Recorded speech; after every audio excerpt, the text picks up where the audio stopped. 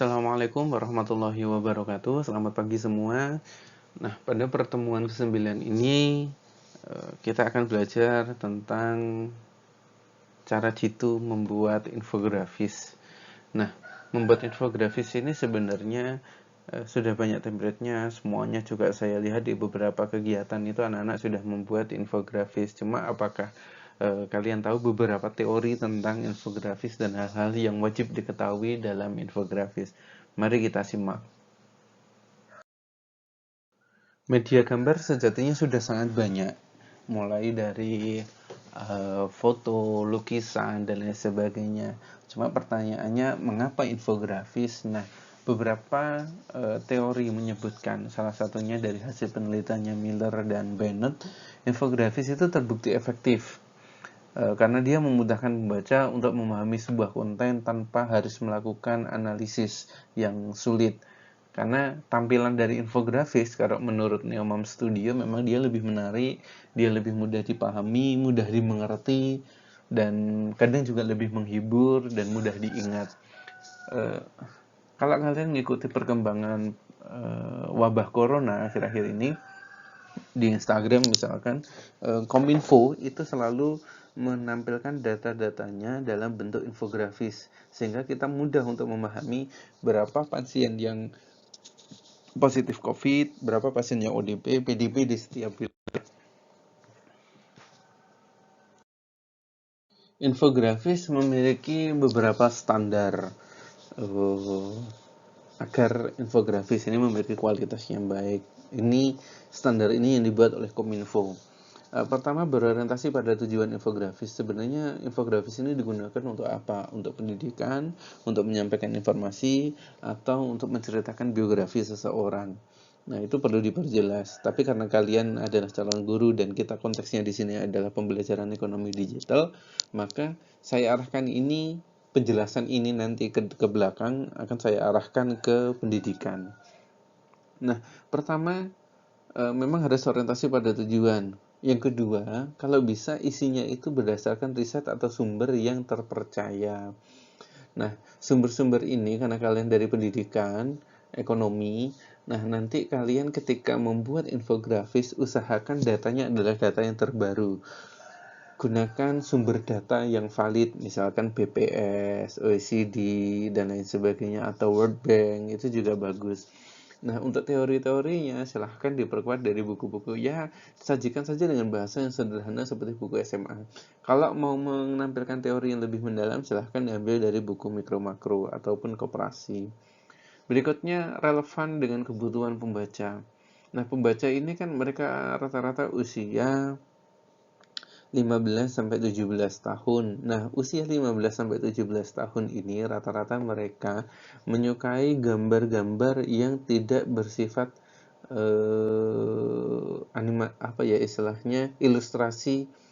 ilustrasi kartun yang lebih ke anak-anak.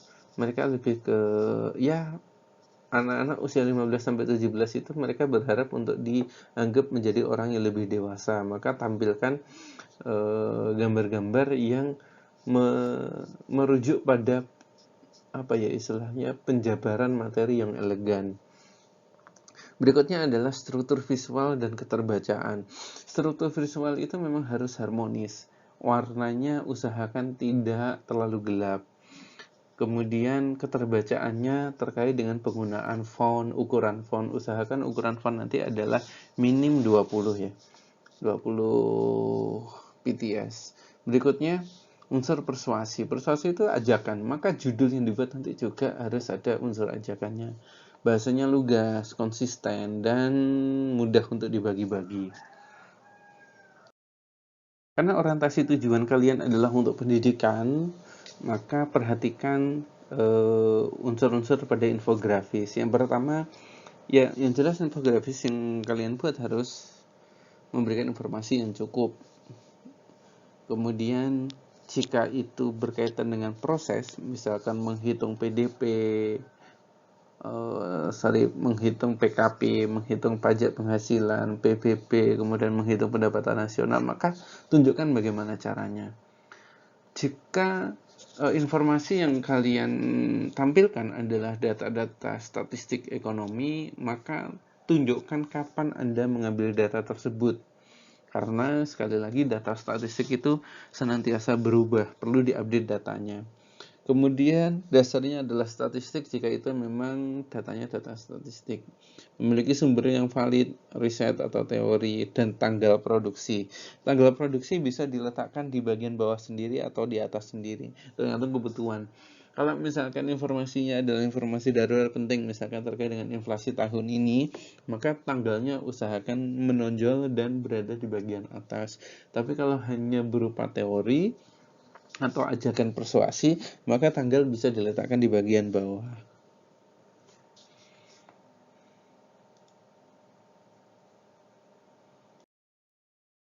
Nah, yang saya maksud dengan relevan dengan kebutuhan itu adalah misalkan kayak gini nih. Ini pembuatan infografis terkait dengan informasi adanya kereta menuju bandara. Ya memang berita seperti ini harus aktual, harus up to date. Terus dilakukan pembaharuan dan memiliki ilustrasi yang cukup untuk mewakili isi. Dan ada gambar-gambar yang mendukung isi. Perlu diingat bahwa rata-rata gambar yang dihasilkan dari infografis mereka memiliki ukuran tidak lebih dari 5 MB. Ini memudahkan untuk diupload, misalkan untuk website, untuk Facebook gitu. Terus kemudian untuk WA, bahkan untuk YouTube. YouTube itu kalau gambar mereka maksimal hanya 6 MB. Silahkan tabel ini di zoom sesuai dengan kebutuhan, nanti di-uploadnya ya sesuai dengan kebutuhan kalian gitu. Lalu kalian tahu bahwa infografis ini memiliki 6 elemen pokok. Elemen pokok yang pertama adalah judul. Usahakan judulnya tidak lebih dari 5 kata, karena itu akan memudahkan si pembaca untuk to the point. Sebenarnya judulnya infografis ini apa? Buat judulnya yang menarik dengan kata-kata yang istilahnya bukan provokatif tapi lebih ke reaktif. Kemudian si judul ini harus mewakili isi. Jangan sampai seperti kalau kalian lihat di YouTube atau lihat di berita yang sifatnya menurut saya seperti sampah itu ya. Jadi judulnya apa, isinya apa. Kadang judul di YouTube atau judul di berita itu kan viral, tanda seru, terus kemudian masa Jokowi melakukan ini kepada ini. Nah itu kan biasanya yang kayak gitu sifatnya provokatif, kemudian tidak sesuai dengan isi. Maka usahakan nanti isinya kalian sesuai. Di YouTube itu sering ada viral bocah titik. Maksudnya apa gitu. Kalau enggak ditulisin dengan 1 juta view. Orang dengan 1 juta view kan masih mikirnya wah ini YouTuber ini sudah gitu. Maka gambar-gambar pun juga harus memiliki judul yang relevan dan tidak terlalu provokatif tapi lebih ke reaktif atau proaktif. Berikutnya adalah tata letak. Nah, di tata letak ini sebenarnya menyesuaikan dengan kebutuhan kalian. Kalau semisalkan dalam pembuatan sejarah materi ini, misalkan sejarah uang misalkan, maka bisa dibuat timeline dari atas ke bawah atau dari samping kiri ke samping kanan. Cuma memang karena infografis ini kan rata-rata ukurannya potret memanjang, maka bagus jika timeline itu dijelaskan dari bawah ke atas.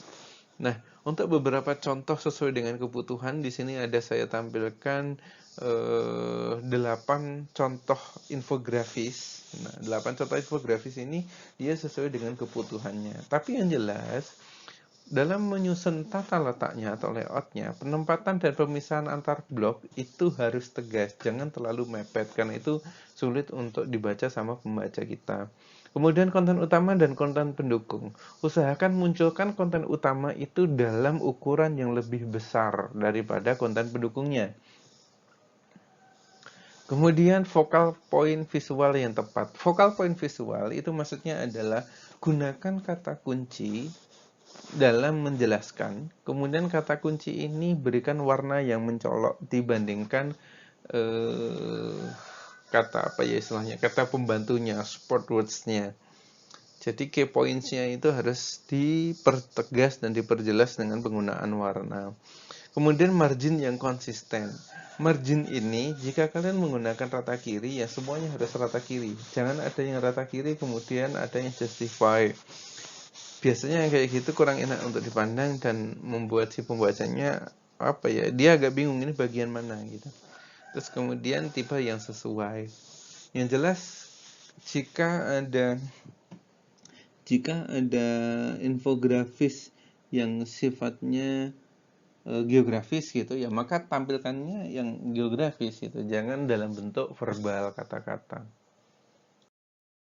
Salah satu yang menarik dari infografis itu adalah penggunaan icon atau simbol. Nah, icon ini bisa didapatkan secara online, bisa juga sesuai dengan yang disediakan oleh software. Jika kalian menggunakan Microsoft PowerPoint yang 2016 ke atas, itu sebenarnya sudah disediakan ketika kalian memilih insert kemudian illustration. Di situ di sebelahnya shape itu ada icon. Icon itu kalian klik, tapi asalkan kalian online ya. Kalian online itu kalian akan muncul beberapa pilihan yang bisa digunakan iconnya. Terus kemudian jika kalian ingin mengambilnya secara online, ada dua link ini yang sudah saya bagikan. The Noun Project sama satunya Vingate. Di sini kalian bisa ambil icon dari sini. Nah, terkait dengan ilustrasi dan gambar, misalkan eh, infografis kalian itu berisi bukan hanya informasi tetapi juga proses, misalkan cara menghitung, kemudian cara menggunakan, cara mendaftar, cara membuat dan lain sebagainya, maka gunakan gambar ilustrasi yang sesuai. Contohnya seputar pajak artis yang dikeluarkan oleh Departemen Pajak. Infografis ini menurut saya cukup bagus, warnanya soft tapi memiliki ilustrasi yang cukup kuat. Dia mewakili dari isinya. Yang jelas, ilustrasi harus memberikan kemudahan bagi pembaca untuk memahami isinya. Yang kedua, konsisten dalam satu infografis. Jika kalian di infografis menggunakan art, maka ya usahakan semuanya art. Jika menggunakan gambar, kemudian dihilangkan backgroundnya, ya usahakan seperti itu semua. Sehingga muncul konsistensi dalam pembuatan infografis. Nah, ilustrasi ini bisa membuat sendiri melalui CorelDRAW atau kalian juga bisa mengambil yang lisensi. Yang lisensi itu mengambil dari internet, kemudian kalian berbayar misalkan. Dan yang jelas si ilustrasi ini harus memiliki resolusi yang cukup. Jangan sampai infografis ini biasanya anak-anak itu kalau membuat infografis dia memasukkan gambar yang pixelnya kecil sehingga ketika dicetak, biasanya infografis ini tampak tidak tajam gambarnya. Di teksnya sangat tajam, warnanya tegas, tapi masuk ke ilustrasinya kotak-kotak gitu. Muncul kotak-kotaknya, pixelnya terlalu besar. Terlalu kecil gitu. Terkait dengan penggunaan warna, usahakan kalian mempelajari psikologi warna. Di slide-slide berikut ini, nanti setelah ini akan saya tunjukkan beberapa warna yang bagus untuk digunakan dalam teksnya infografis dan juga warna-warna yang memiliki makna secara psikologis. Yang jelas harus memiliki kontras yang nyaman dibaca. Kalau bisa gunakan warna yang sesuai dengan identitas objek. Jika objeknya mengandung feminitas, maka kalian bisa menggunakan warna-warna pink atau warna-warna yang manis. Gradasi juga digunakan untuk kepadatan objek statistik, misalkan untuk penggunaan diagram batang, penggunaan kurva itu warnanya harus tegas dan harus sangat kontras dengan background. Kemudian usahakan gunakan warna yang memiliki family. Misalkan kalau kalian lihat di gambar pojok bawah di slide yang bagian ini itu ada family warna. Nah, itu family warna itu ya antara merah ke magenta kayak gitu.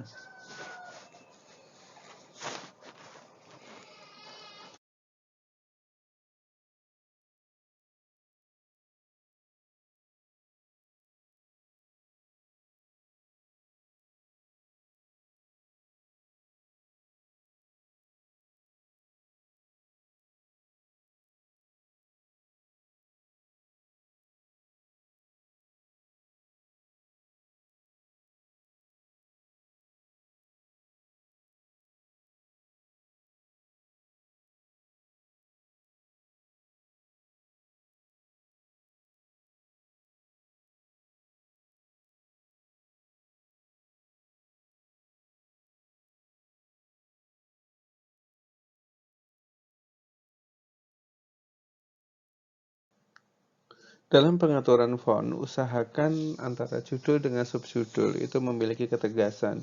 Jangan sampai subjudul kalian memiliki ukuran yang lebih besar daripada judul infografis kalian. Itu yang perlu diperhatikan.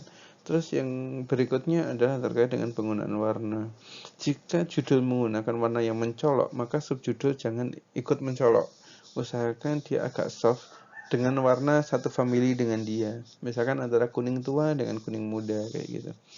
Terus kemudian direkomendasikan menggunakan font bertipe display seperti sans serif, sans serif, keluarganya serif pokoknya. Jangan yang terlalu berekor. Kalau terlalu berekor seperti monotype cursiva, seperti Times New Roman, itu usahakan untuk dihindari karena susah untuk dibaca. Nah, setelah kalian menguasai standar infografis yang baik, berikutnya adalah saya arahkan bagaimana cara membuatnya. Silahkan perhatikan slide berikutnya. Ini adalah beberapa software yang sifatnya offline dan ada yang sifatnya online. Dari beberapa software ini, jika kalian sudah cukup profesional, kalian bisa menggunakan Adobe Illustrator atau Adobe Affinity Designer. Cuma untuk pemula saya rekomendasikan kalian menggunakan dua software ini. Bisa menggunakan PowerPoint yang baru 2016 atau menggunakan software eDraw. Atau juga kalian bisa menggunakan fasilitas online seperti Vismo.co, Canva, PictoChart, Venngage. Itu dia apa istilahnya bisa dikerjakan secara online, cuma sayangnya biasanya untuk ekspor itu mereka berbayar. Maka untuk mendapatkan gratis, kalian bisa menggunakan ekspornya nanti ke Facebook biar mereka memberikan watermark. Gak apa-apa, yang penting hasilnya jadi gitu. Atau kalau enggak, kalian bisa menggunakan print screen, cuma hasil print screen-nya pasti tidak bagus gitu. Yang terpenting dari infografis secara konten itu adalah bagaimana kalian merekam dari semua informasi yang ada, baik dari buku, dari internet, dari data, PPS, dan sebagainya. Kalian mampu meringkasnya menjadi kalimat-kalimat inti yang memiliki keywords. Nah, keywords ini yang akan kita tonjolkan. Nah, mari kita belajar untuk memotong kalimat. Perhatikan informasi ini. Pengaruh besar mencatat target. Pada tahun 1960, Harvard Business School melakukan penelitian terhadap para alumninya, atau research study istilahnya, yaitu apa yang terjadi setelah 20 tahun mereka lulus. Ternyata 3% dari lulusannya itu secara kumulatif memiliki kekayaan setara dengan 97% lulusan yang lainnya ketika dijumlahkan. Jadi pasti ada 3 orang setelah 20 tahun, 3 orang ini dia misalnya 3% ini dia kaya banget gitu, dan kekayaannya bisa mengalahkan 97% yang lainnya. Maka bagaimana kita akan membuatnya dalam sebuah ilustrasi?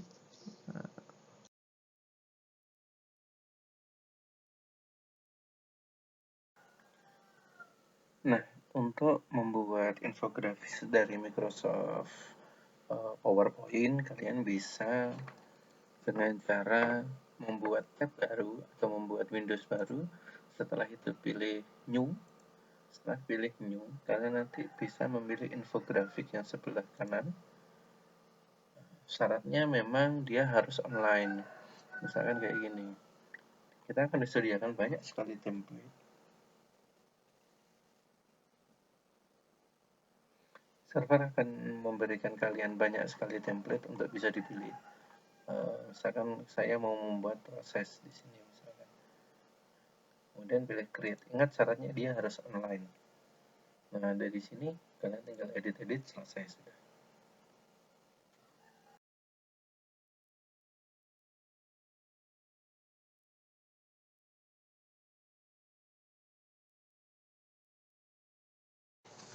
Nah, berikutnya adalah membuat infografis dengan menggunakan software eDraw. Kalau dengan menggunakan software eDraw, sebenarnya di bagian awal, new, itu kalian sudah akan disiapkan dengan beberapa tema atau available template. Yang pertama, mungkin yang sering akan kita gunakan mind map, infografis, kemudian graphic design. Hari ini kita akan coba untuk infografis.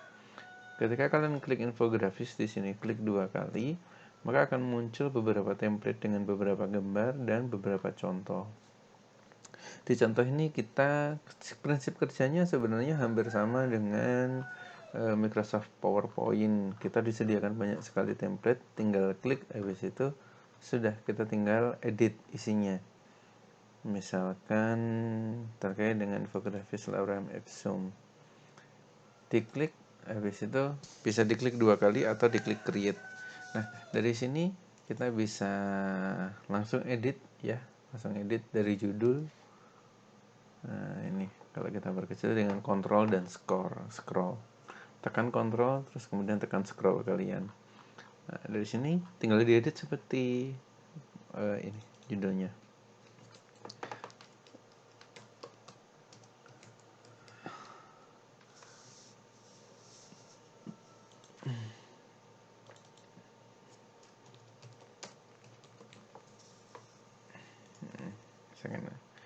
Kita kasih judul ayo jaga bumi kita, karena ada ini ya, sesuai dengan temanya. Oke. Setelah itu, jika kalian sudah menyelesaikan, pilih file, kemudian ekspor, pilih graphic format. Nah, di graphic format PNG-nya diubah menjadi JPG. Kenapa PNG diubah menjadi JPG? PNG itu untuk file format gambar dengan tanpa background. Tapi kalau menggunakan format JPG nanti gambarnya akan utuh. Main infographic 5. Ini bisa disimpan dalam bentuk gambar seperti ini. Nanti kalian bisa edit size-nya. Atau kita menggunakan pixel dan sebagainya. Setelah itu bisa di custom. Kita oke. Nah, setelah itu kita cek di picture infografis 5 sebelah mana ya.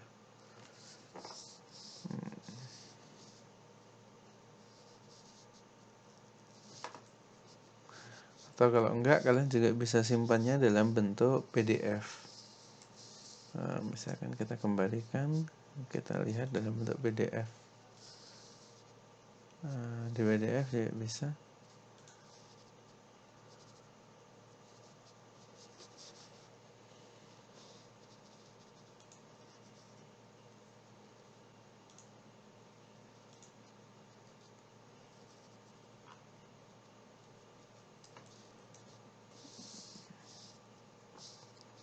Menggunakan PDF image juga bisa. Tinggal dipilih saja nanti sesuai dengan kebutuhan.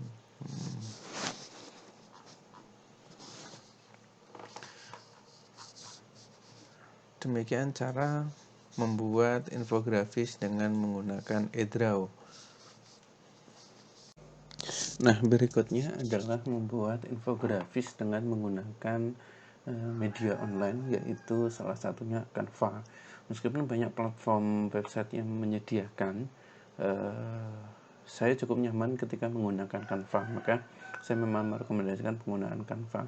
Di Canva ini kita bisa memilih beberapa desain. Di sini sudah ada create a design, poster, logo, video, presentasi, kemudian infografis. Nah, kita pilih yang infografis.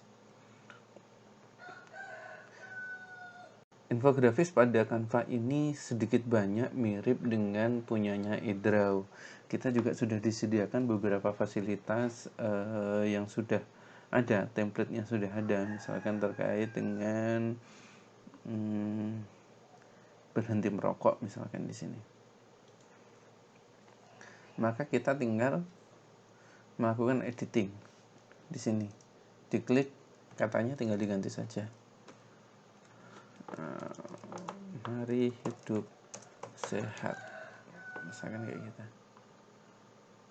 Kita memang tinggal edit saja bagian atasnya. Nah, kalau ingin menambahkan gambar, maka Anda bisa menggunakan pilihan yang di sebelah kiri ya. Ada elemen. Di elemen sini ada gambar orang. Kalau kita hidup sehat, coronavirus, ini kita bisa memilih kalau kita mau membuat tentang coronavirus. Semuanya free di sini. Tinggal diklik, habis itu ditata, sudah jadi. Kalau sudah, nanti dipilih download. Di download ini bisa berbentuk PNG, bisa berbentuk JPG. Kalau PNG ini memang kualitas gambarnya akan sangat bagus sekali. Download. Kalian kalau mendownload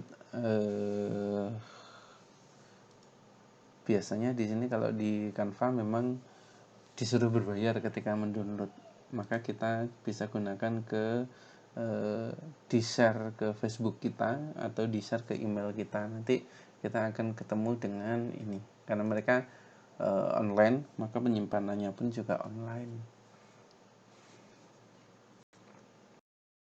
Nah, setelah kalian selesai membuat desainnya, jangan lupa untuk dilakukan preview sebelum diekspor.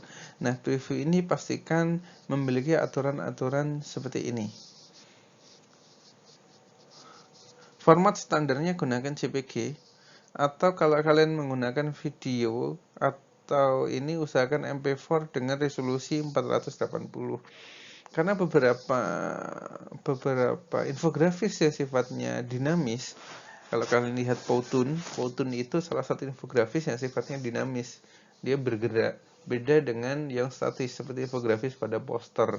Nah, itu pastikan memiliki standar ukuran dari poin 1 sampai poin 8 ini. Oke, demikian penjelasan dari saya, semoga bermanfaat. Jangan lupa habis ini kalian harus membuat infografis yang akan dikumpulkan minggu depan. Usahakan infografis kalian adalah karya terbaik kalian karena itu akan memberikan penilaian. Jaga selalu kesehatan, jaga kontak, stay at home. Usahakan ya jaga kesehatan, jangan sampai kita terdampak COVID. Semoga sehat selalu. Saya ucapkan terima kasih. Assalamualaikum warahmatullahi wabarakatuh.